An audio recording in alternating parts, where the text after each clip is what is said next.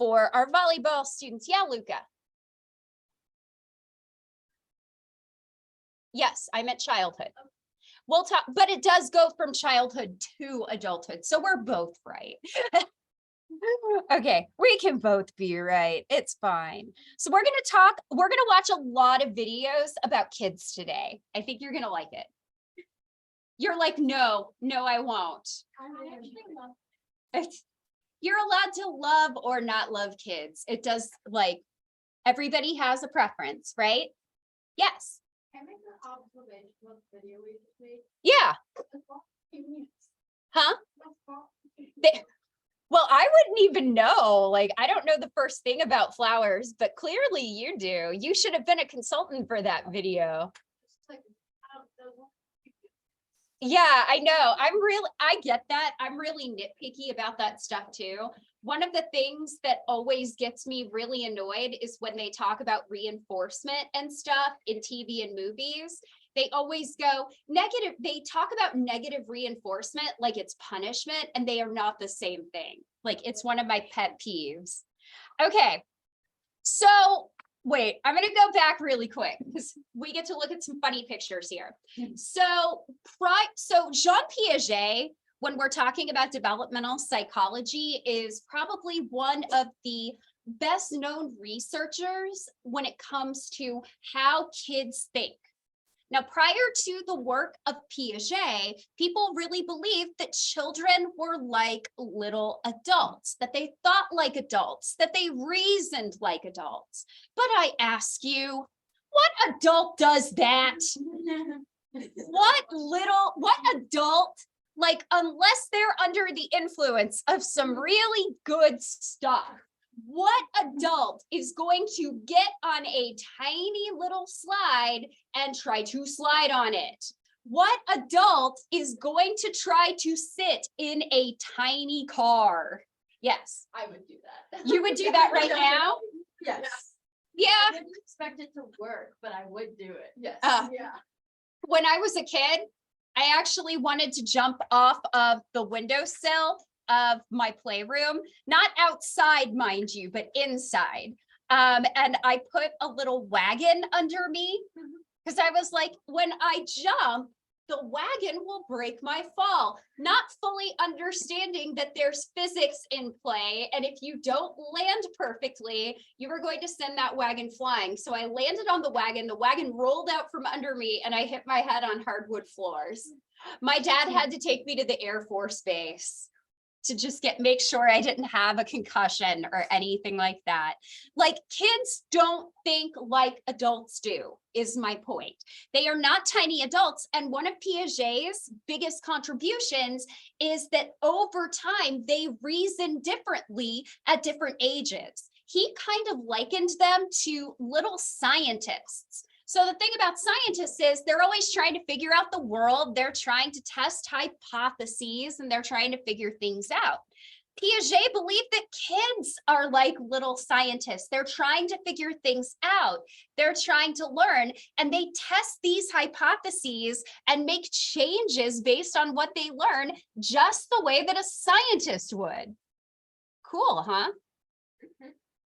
So yeah, kids aren't like little adults. They're learning about the world, and they do so very, very quickly.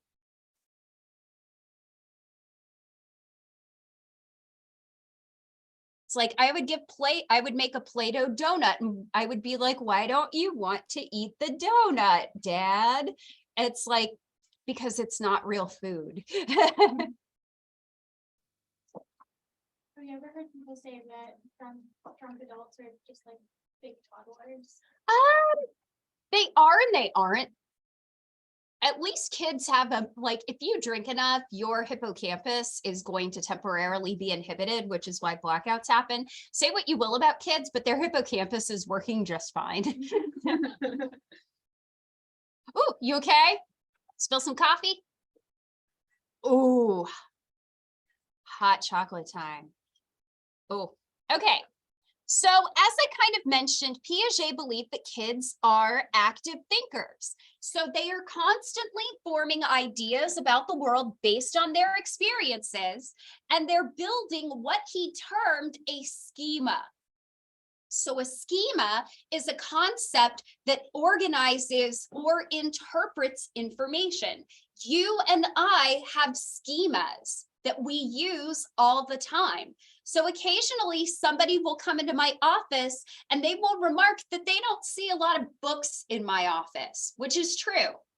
Most of the academic writing in cognitive psychology comes from journal articles, not books. Please don't ever look in my file cabinets.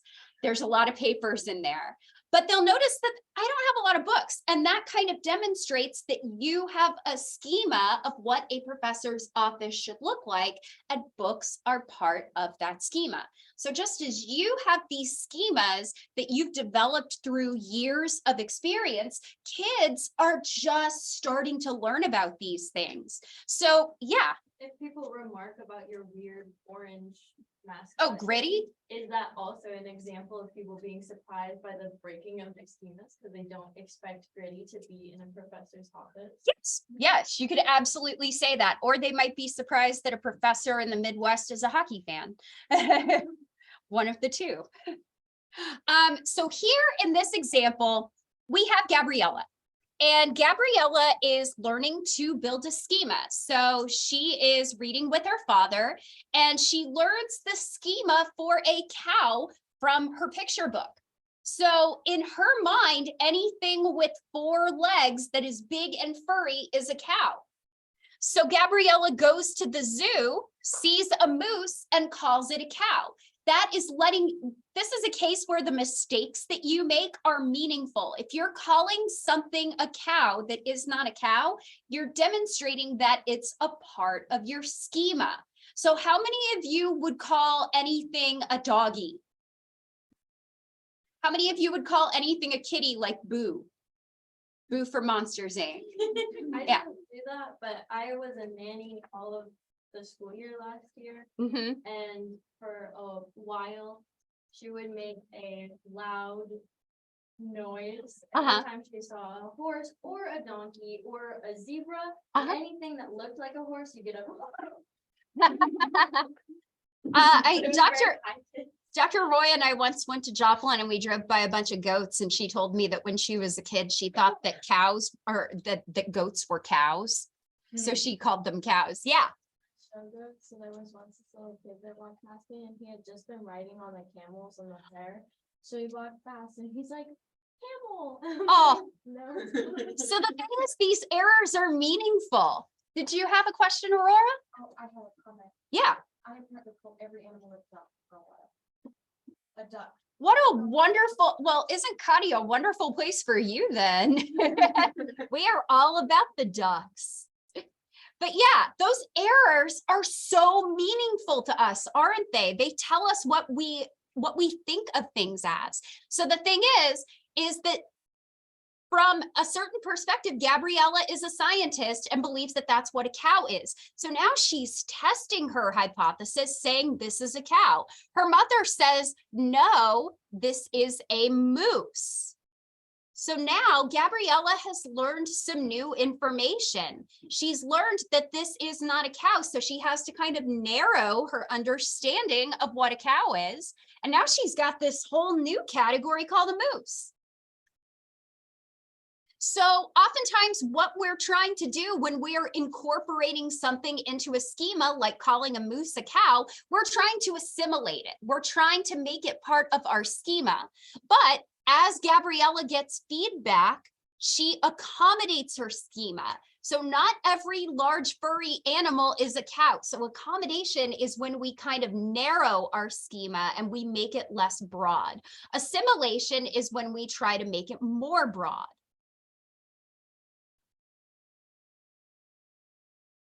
So here are those definitions for you because they will be on your exam. Also, friendly reminder, quiz number 3, posted this morning. Use it to help you prepare for the exam. It'll be due Monday at 5. Also, if you haven't posted on the extra credit forum, folks, I don't know where my head was. I did the forum a week early, so to make it up to you, you can post a picture of your favorite animal and I will give you 5 extra credit points. Get it in by 11:55 tonight for extra credit. A lot of you have very cute pets. I also saw a baby elephant, which made me very happy. Somebody has a dog that looks like Smedley, but is brown and very sleek. I just like looking at pictures of dogs, and I think we could all use something a little bit happy making. So assimilation is when we add new experiences into our schema. So we're trying to make it bigger. Accommodation is when we try to modify and adjust our schema. So not everything that is big and furry with 4 legs is a cow. Darn it. I know, I love cows. They're so cute.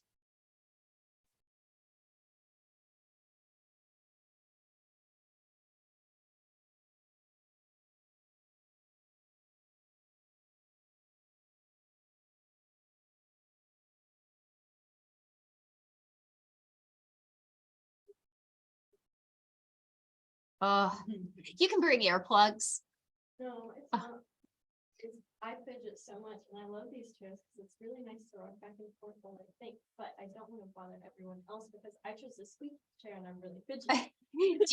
Do you want to find something you can fidget with that wouldn't be disruptive for people? I have a couple of things. Okay. Somebody got me a little popper ball that you can also squeeze. So just don't pop it. You can squeeze it. Okay. All right. So Piaget believed that when we are developing from childhood to adulthood, we develop in 4 different cognitive stages. Did anybody need me to go back really quick? Yes, no, maybe so. I hear no, so we're good. So the first stage, so there are 4 of them. The first stage that you go through is what is called the sensory motor stage. This starts from birth to 2 years.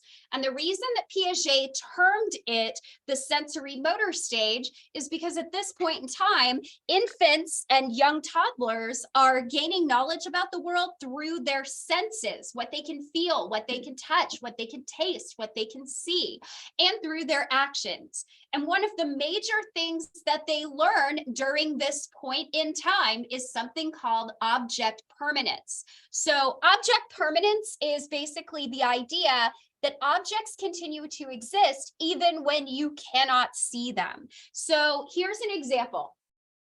Where's my hand? Did I just cut off my hand? I did cut off my hand? Oh my gosh. No, it's right here. So you know, if I put my hand behind the screen, it's still behind the screen.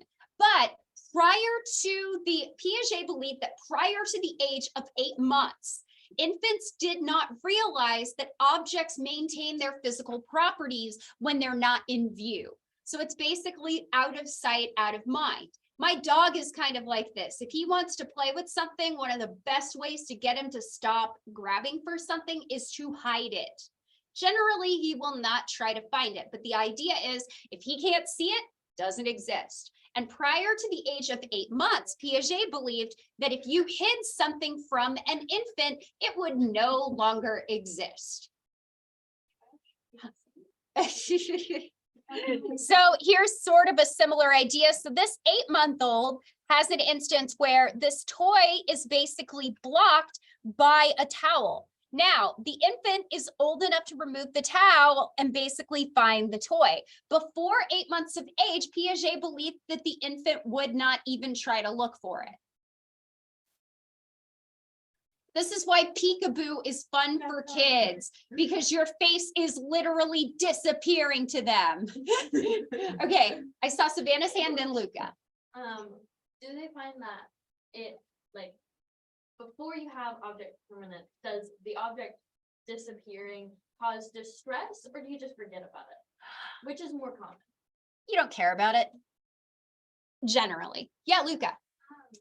So like the disorder like ADHD, would that mean like there were complications in the stage of like growing up, or? I don't know. I would say that there's probably, I mean, when we talk about big systemic issues that can affect cognition, like ADHD, autism spectrum disorder, I mean, there could be something that happened in this stage, but there's a lot that we don't know about it yet.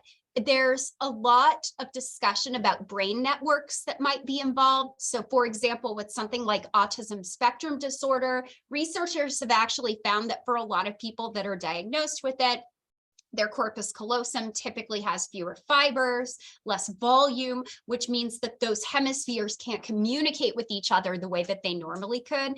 So that's a long way of saying it's really complex and we still need to learn a lot more. And I think in a lot of cases, I think it's an issue of this is how I'm wired. So I think a lot of, at least for right now, it seems that for people that have ADHD or autism spectrum disorder or other types of neurodivergencies, it's usually a case of born, not made, but that's what we know right now. That could change. Okay, I'm sorry. I know this joke is kind of mean, but I thought it was kind of funny. Ha, your giraffe's gone forever. Learn some object permanence, dumb baby. I would never actually do that to a child. I would never do that to a child, and I certainly would not call them dumb. They are learning. Yes. Oh no, I was just saying I would. Oh, well, okay then. You and I are different. So here's what's actually kind of interesting. So what do you notice about this picture with this baby? It's able to pick up the towel, right? So the thing of the matter is that Piaget, when he was measuring object permanence in infants, he was looking for people, he was looking for the infants to crawl towards something, to pick up something. And here's the thing, we know that motor development for infants is really small, is really slow to develop, right? Most infants don't walk until they're 12 months old, or they're like me and they talk well before they can walk. What a shock. I talked before I could walk. Everybody's surprised. But my point is that is it possible that object permanence is learned well before 8 months, but the reason that we have that 8-month marker is because that's when infants are actually physically capable of acting and searching on objects. Yes. So we have research by René Baillargeon, who basically found that infants, they really like novelty. They like novel things. And you don't have to have an infant search for an object to demonstrate object permanence. You can have them look at things that disappear and see if they continue to stare at them when they're gone. So the idea is that if you look more at something, that is surprising. So Baillargeon and colleagues basically found that when infants were shown an object and then it was hidden with some type of occluder like this, and then they removed the object and lifted the occluder, infants would stare more when the object was gone than when the occluder was lifted and the object was still there. So they stare longer at the event that is not possible, indicating that infants actually have object permanence much, much sooner than Piaget assumed. When you take physical action out of the equation, infants can do this in some cases as early as 3 to 4 months. Closer to 6, but some of them do get it as early as 3. Did you have a question, Savannah? Question. I was going to ask if that's how we got the updated 6-month kind of generalization versus the 8-month. Yes, that's exactly why. So object permanence, at least right now, based on Baillargeon's work, is at about 6 months of age. Additionally, Baillargeon's work and this focusing on infants looking at possible or impossible things, what we actually find is that infants have a basic grasp of the laws of physics as well. So I'm going to go ahead and pause recording really quick. Okay, so another thing that we know, by the way, is using looking times. You don't need to write all of this down. This is more for your enrichment than anything else. but we do actually find that babies can understand counting. And this is based on the work of Karen Wynn, again, using that looking time paradigm that Bayer-Jean basically started. So the idea here is you have a hand come out and put in two Mickey Mouse dolls. The screen comes up, a hand comes onto the stage and basically pulls off one Mickey Mouse doll. So the infant actually does see that one Mickey Mouse doll has left. Then the screen drops. We had two objects. This is the possible outcome. So we can actually see that one object is left. We have the impossible event where the screen drops and there's two Mickey Mouse dolls there, despite the fact that we just removed one. Which one did the babies look at longer? The bottom one, indicating that they at least understand that if you have two things, you remove one of them, you should have one of them. So one of the things that we've learned is that infants are not dumb. They are actually capable of much more than we give them credit for, but because they can't move easily and because they can't communicate with us easily, we aren't always aware of what they're capable of doing. Pretty cool, huh? Okay. So next, don't write this down. We're going to watch a video about this, but the next stage that Piaget talked about was the pre-operational stage. This happens from 2 years to 6 to 7 years. Now, I know what some of you are thinking. Dr. Gilchrist, what about people that would potentially be considered really gifted? Would they, if really high intelligence, would they go through these stages more quickly than people who were not? And Piaget basically said, no, all kids go through this at the exact same rate. If you're this age, you're in that stage. You do not get out of it early. Yeah. Well, that's obviously going to create more difficulties, but I don't think Piaget actually considered that idea.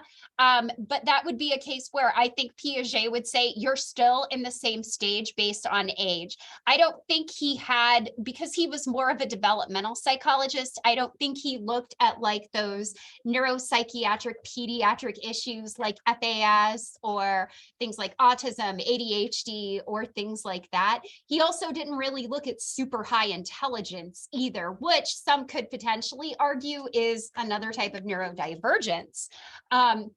Because you are operating differently than most people. He tended to assume that most people were in these stages and it was entirely age-based. You weren't stuck in it for longer than you needed to be and you didn't jump out of it early. That's a really good question though, thank you.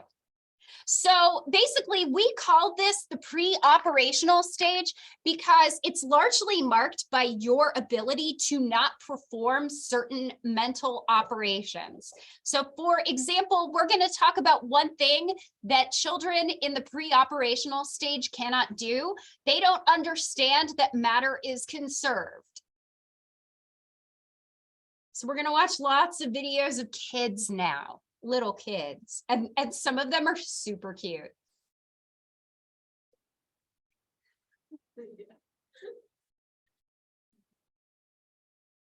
All right, everybody good? Anybody need a little more time? It's cool if you do. I will sit in my chair and try not to spin. It is Friday. No, I can't. I must hit the button next. Okay, so we're gonna watch the video of this little girl. So one of the things that we know is that prior to the age of about 6 or 7 years old, children do not have the principle of conservation. This is basically the idea that a quantity remains the same even if its shape changes. So I'm going to give you a pretty straightforward example because I got a couple of cans in my bag here. So let's say that I have a can of this grapefruit bubbly. And now I have this empty Dasani water bottle that I just finished. So I know that this is 20 ounces. I know that this is 12. If I pour this into my Dasani bottle, it's going to look shorter than when it's in this can, right? but I still have 12 ounces of liquid, even though I put it in a different container, right? If I put it in a really long, tall, skinny glass, you all know that unless I spill it, I've got the exact same amount. It's just in a different shape, right? I can process the fact that even though it's taller, it is now also a skinnier glass. Prior to the age of 6, children cannot process this. Also, you can learn a very good trick in this video that I'm about to show you. If you have to share your food with a child, there's a very nifty way that you can basically get out of sharing too much of your food. You'll see, it's with graham crackers. But we're going to watch a quick video of children not understanding conservation. Hey, I would say use your powers for good. Don't use your powers for evil. No, I'm very much of the friends variety. Joey doesn't share food. Yeah. Okay. All right, so another thing that is marked in the pre-operational stage is egocentrism. So egocentrism is basically your inability to take on somebody else's point of view. So here's a really cute example for you. So when I was a kid, I used to sing in the car with my mom and my sister, and we all sang on key. So you have to imagine my surprise when I hear other people sing and it turns out they can't sing on key. I assumed because I sang on key that everybody else can too. And that is not actually the case. So egocentrism is basically not understanding that it's egocentrism is basically not understanding that other people don't want what you want. So how many of you ever got your mom like a teddy bear when you were a kid for her birthday, or something that you thought she would really want, but then it turned out that's what you would have liked to have? How many of you have done something like that? Has anybody done that as an adult? I will tell you, my partner's kind of like that. He got me an air fryer mostly because he wanted to learn how to make chicken wings in the air fryer, but I use it way more than he does. And he's only made chicken wings in it once. Okay, so one of the ways that we can actually look at and measure egocentrism is what is called perspective taking. So you're going to see a couple of kids look at this, this landscape from different points of view. And the idea is that because of the different perspectives, what the child sees may not be what the experimenter sees. And you'll kind of see how that reporting and that understanding changes with age. Okay, this link, what? Ah, rude. It worked last year. Okay.